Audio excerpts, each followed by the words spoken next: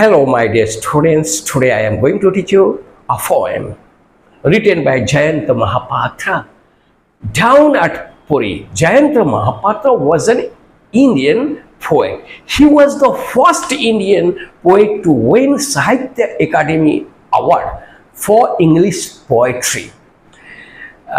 He was the author of poems such as Indian Summer and Hunger, which are regarded as classics in modern Indian English. He was awarded a Padma Shri, a prestigious civilian award.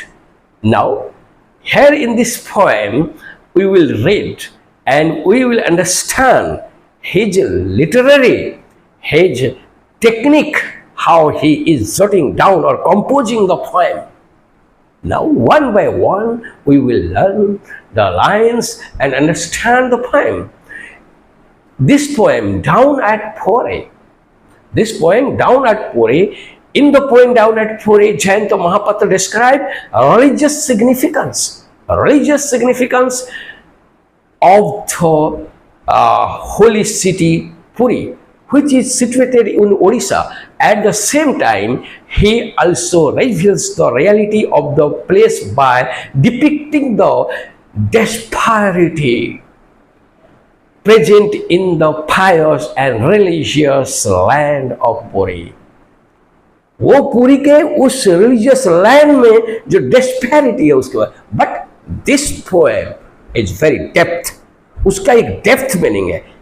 If we will discuss this depth meaning, हम अगर discuss करते हैं it will take a lot time, but we go through the poem. Now देखो, endless crow noising, बहुत ज्यादा, endless, कोई खात्मा नहीं है. Lot of crows are noising, making noise. A skull, एक खोपड़ी, ये स्कॉल जो है खोपड़ी. इन द होली सैंड, पूरी के एक सैंड में वो देख रहे हैं एक खोपड़ी. खोपड़ी, Holi sand, tilt it's empty country towards hunger. Tilt झुका हुआ है. और empty country, here the poet understand the penury of, penury माने गरीबी, penury of the people in our country. वो कहते हैं empty country, both the penury and the poverty, ये सब के बारे में. empty country towards hunger, गरीबी, भूखमरी चला हुआ है. यहाँ पर वो देख रहे हैं एक खोपड़ी क्या है, झुका हुआ है. white clad widowed women, white clad widowed women, actually जो औरत विडो हो जाती हैं, विधवा हो जाती हैं, वो लोग व्हाइट क्लैड पहनती हैं, व्हाइट कपड़ा पहनती हैं. As in the Muslim, as in the Hindu, it has been seen, ये दिखाई दे रहा है कि they are wearing white clothes. वहां पर लाइन में खड़ी हैं white clad widow women, past the centre of their life, past the centre of their life. उनका जो मैच्योरिटी था उसको पास कर गई हैं. यानी कि वो 40 से 45 साल की, उनके हस्बैंड मर गए हैं, वो अब विधवा होकर खड़ी हैं. कहाँ जाएंगी? Are waiting to enter the great temple. वो चाहती हैं सैल्वेशन, वो चाहती है मोक्ष. Only for this they are waiting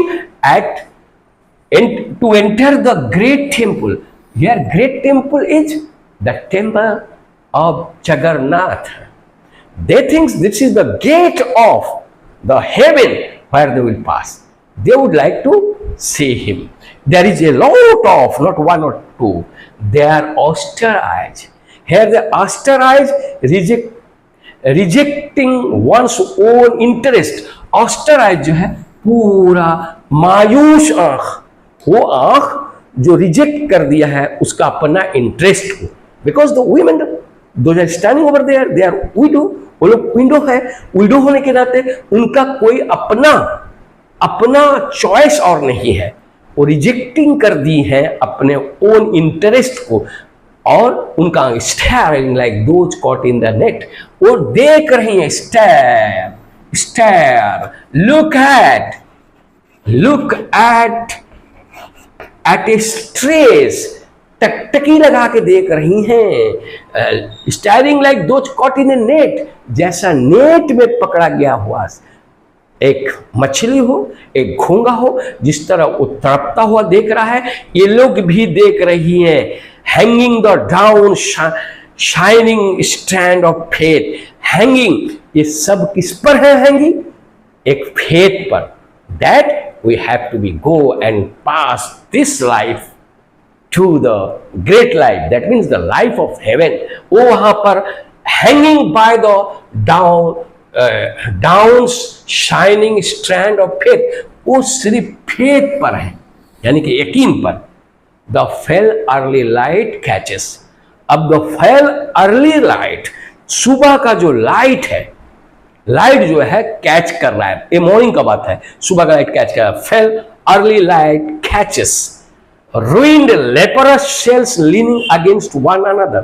ऐसा कि लेपर का बीमारी जानते, कोड़ का बीमारी, lepers cells leaning against one another, एक दूसरे में क्या हुआ, चपके हुए, ऐसा मालूम पड़ रहा है। बट ये मास ऑफ क्रॉस्ड फेस, वहां पर देख रहे हैं mass of crossed face, CROUCHED, crossed face. यहां पर क्रॉस्ड फेस का मतलब होता है मायूस चेहरा, एक ग्रुप ऑफ टिमिड पर्सन, मायूस चेहरा, और डर से वो खड़े हुए हैं, डर से वो एक mass of a crossed face without name. यहां पर तो नेम नहीं है, वो लोग timidly they are waiting and suddenly break out. यहां पर देखो, breaks out, suddenly breaks out, emerge, आता है सामने। क्या आता है? Breaks out my hide depth of mind, मेरा हाइड, मेरे अंदर का वो सोच, डेप्थ ऑफ माई माइंड। ये जो है याद रखना होगा, यहां पर हाइड का मतलब होता है depth of my hide, into the smoky blaze of a soul in solitary pyre. यहां पर वो देख रहे हैं solitary soul in joyless pyre. Pyre का मतलब चीता, जल रहा है, जॉयलेस, चीता जलेगा कहीं जॉयलेस होगा नहीं तो और क्या होगा, doom. That means it is a sad feeling over there. वहां पर बहुत लोगों को जलाया जा रहा है, उसका चीता जो उठ रहा है। That feels my ageing mother, मेरी माँ जो गई थी घूमने, मूव्स द माइंड, उसका दिमाग फील्स हो रहा है, फील्स। यहां पर देखो, दैट फील्स FILLS, आप कहते हैं भर जाना, आप कहेंगे फिल इन द ब्लैंक्स। यहां पर फिल्स का मतलब होता है मूव द माइंड। मेरी एजिड मदर जो वहां गई थी, एजिंग मदर मूव हो गई।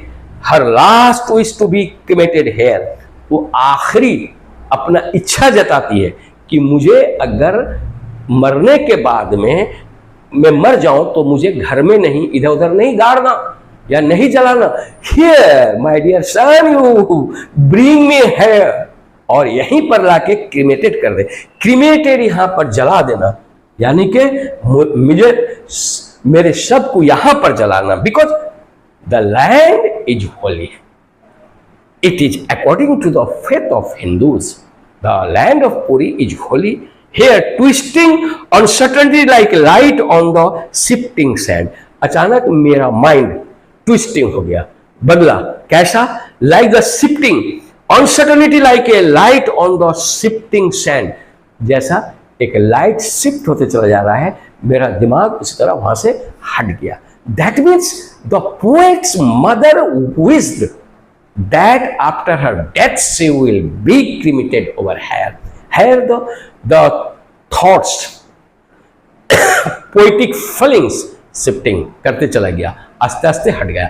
There Jayanta Mahapatra actually he has penned down this poem in very technical order। There is a lot of things over here. It is a pictorial as well as it is also full of imagery. Again, there is a lot of literary device has been used by the poet. I can't describe over here because it will take take a time. So my dear, I hope that you understand it. Here the austere, here the word white clad, here the tilt, here the skull, here the hunger, a widow, women, here, all these words you can use anywhere. You can use and you're speaking, you're writing, and you also write in very logical order as here. I have also written the summary of this poem, and I will say you later the app. Remember, my dear, you should go through the playlist, the poetry world, then you can get all the poetry which I have discussed or explained widely. I hope that आप लोग समझ गए होंगे. Thanks.